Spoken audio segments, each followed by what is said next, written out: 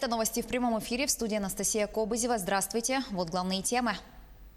В Якутии начались выплаты за временную опеку над нуждающимися во время пандемии.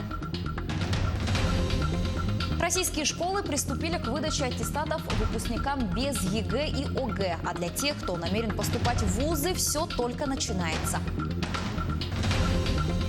Без зрителей, комментатора и с соблюдением всех мер безопасности в Якутске определились будущие участники главных скачек этого года.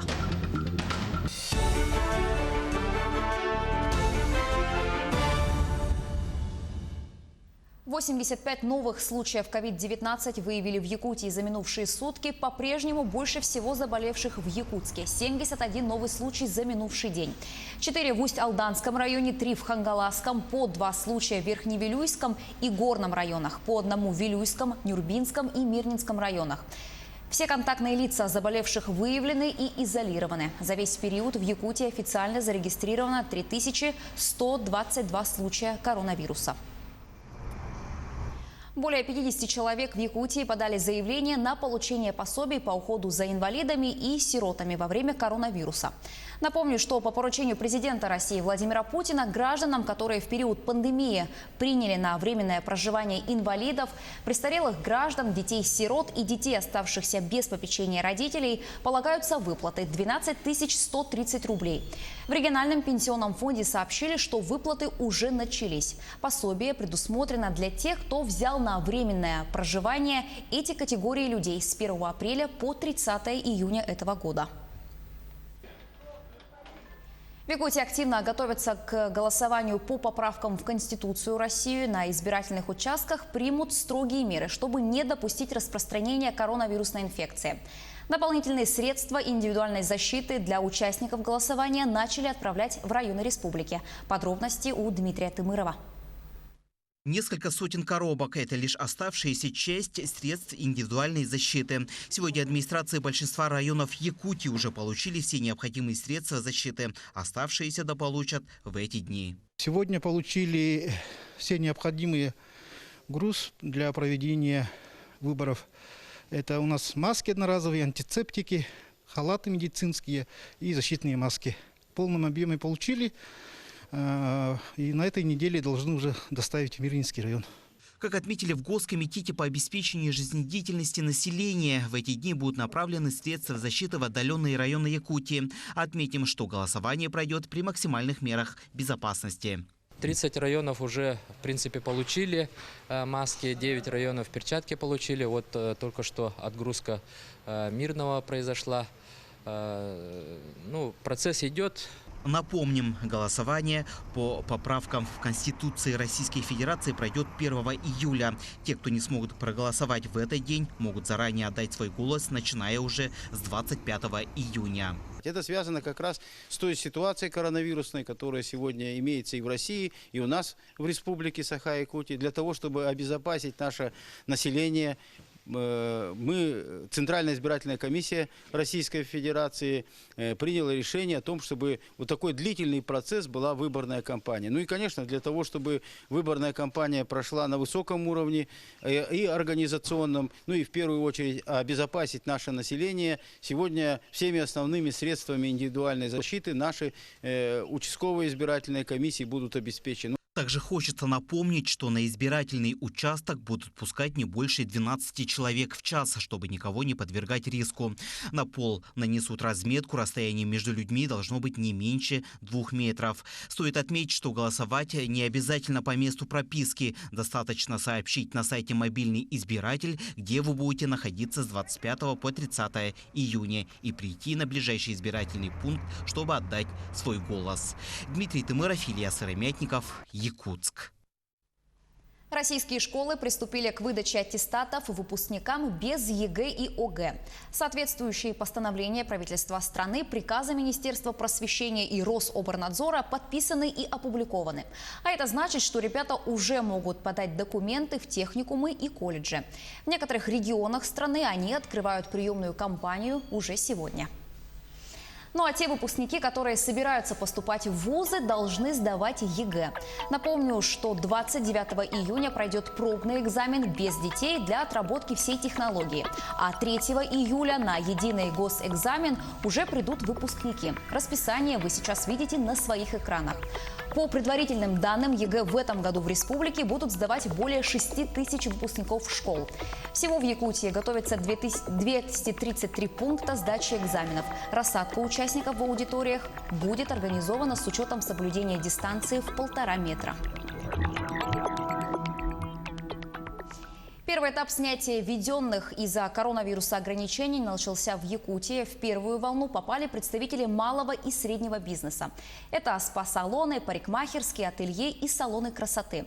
Как пережили трудные времена представители этого сектора, расскажет мой коллега Дмитрий Тымыров.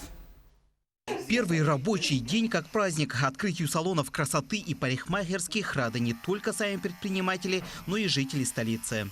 Я сегодня с утра в Инстаграме повесил объявление, что уже мы начали работать. И уже вот пошло-поехало. Сразу начались звонки. В основном, конечно, постоянные клиенты. Я очень рад, что вместе с внуком имею возможность первый день работы парикмахерской прийти и освежиться. То есть это очень долгожданный момент. И я этому очень рад.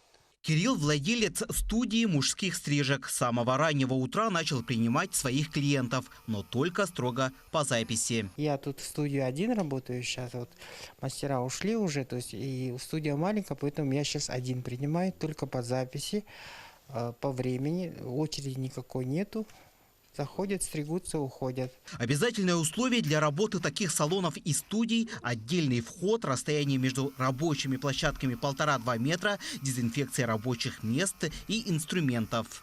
У нас инструменты обрабатываются в специальном растворе, вот, СТВДС. Потом они проходят очистку и потом стерилизуются в ГП-10, сухожар. А потом после каждого клиента мы включаем кварц-лампу.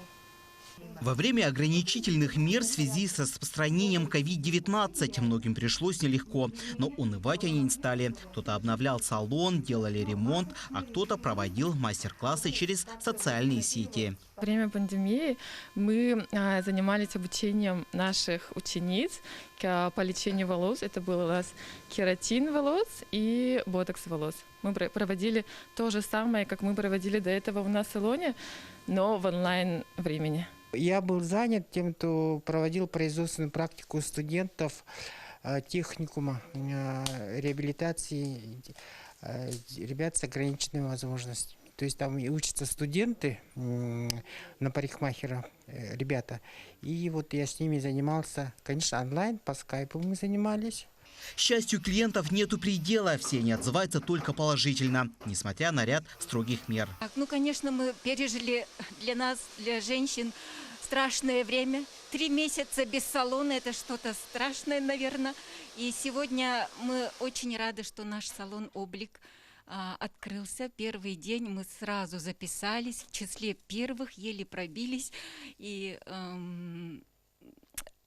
дома нигде не красились, мы ждали открытия нашего любимого салона. Дмитрий Тымыров, Елизавета Васильева, Илья Сыромятников, Якутск.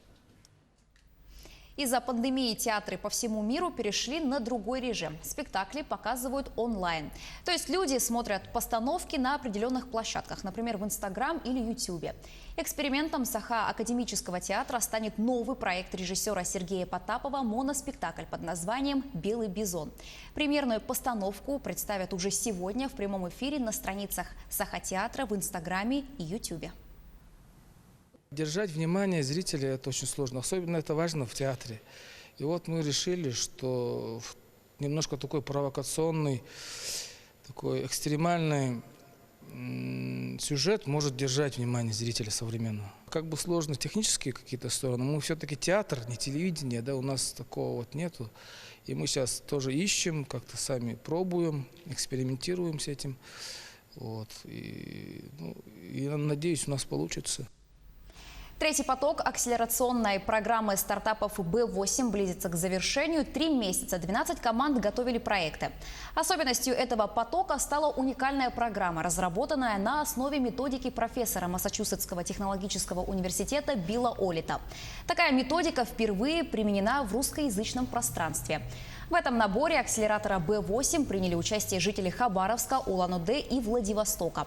Напомню, акселератор Б8 – это первая программа для стартапов на Дальнем Востоке, которая включает в себя финансовую, менторскую, инфраструктурную и образовательную поддержку. В демо-день, а это через 3 дня, будут подведены итоги. Демо-день пройдет в онлайн, и мы будем транслировать на нашем сайте b8accelerator.com, поэтому все желающие могут перейти на сайт, зарегистрироваться уже сейчас и 18 числа просмотреть трансляцию, общаться и в чате во время трансляции, а после уже основной части будет еще возможность пообщаться с командами уже в таком привычном сейчас формате видеоконференции. В Якутске определились будущие участники главных скачек этого года на приз главы Якутии, приз правительства республики и приз дерби. Скачки не носили официального статуса соревнования. В условиях распространения коронавирусной инфекции в республике отборочные заезды прошли в режиме тренировок. На трибунах не было зрителей и болельщиков. Также скачки прошли без комментатора. А все участники носили медицинские маски и придерживались социального дистанцирования. Тем не менее, результаты заездов должны войти в протокол отборочных мероприятий. Лошади, вошедшие в тройку призеров в заездах, получат право принять участие в главных скачках этого года. К этой минуте у меня пока вся информация. Еще больше новостей на наших официальных сайтах jak24.ru и nvk-online.ru. Не переключайтесь.